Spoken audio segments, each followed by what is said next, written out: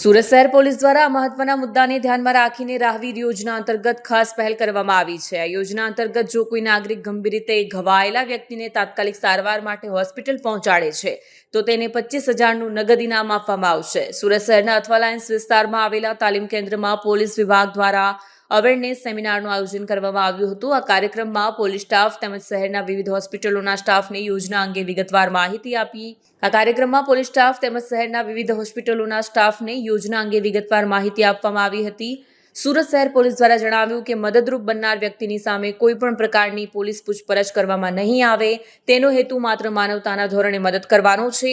રાહવીર યોજનાના અમલથી લોકોમાં જનજાગૃતિ વધે તે માટે આવનાર દિવસોમાં પણ આવા સેમિનાર અને જાહેર જનહિતના કાર્યક્રમો યોજવામાં આવશે। શહેર પોલીસ દ્વારા માર્ગ અકસ્માતમાં જે વ્યક્તિઓને કોઈ પણ વ્યક્તિ જો હોસ્પિટલ પહોંચાડે તો ભારત સરકાર અને રાજ્ય સરકાર દ્વારા રાહવીર યોજનાનું અમલીકરણ કરવામાં આવ્યું છે। આ રાહવીર યોજનાની જાણકારી સુરતના શહેરીજનોને મળે અને સાથે સાથે હોસ્પિટલના સ્ટાફ અને અમારા સ્ટાફને પણ સેન્સિટાઇઝ કરી શકાય તે માટે એક અવેરનેસ સેમિનારનું આયોજન કરવામાં આવેલું।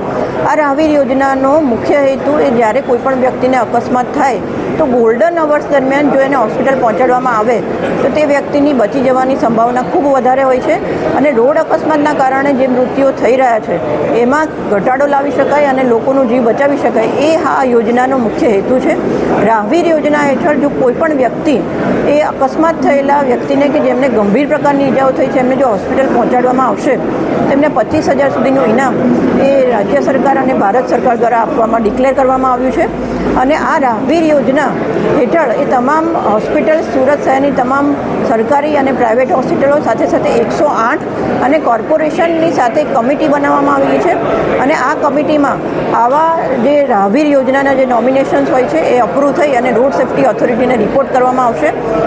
અને સામાન્ય નાગરિકોને એવું બિલકુલ ગભરાવાની જરૂર નથી કે એમનું કોઈ પણ સ્ટેટમેન્ટ લેવા માટે એમને અથવા તો પોલીસ દ્વારા કોઈ પણ પૂછપરછ કરવામાં આવશે, એમની કોઈ પણ પૂછપરછ કોઈ પણ જગ્યાએ કરવામાં આવશે નહીં અને એ જો સરળતાથી હોસ્પિટલ સુધી 108ને જાણ કરીને જો આવી ગંભીર ઈજાઓ પામેલ વ્યક્તિને હોસ્પિટલ પહોંચાડશે તો હવે નક્કી કરેલી જે રકમ છે 25,000ની એ એમને એમના અકાઉન્ટમાં સબમિટ કરવામાં આવશે।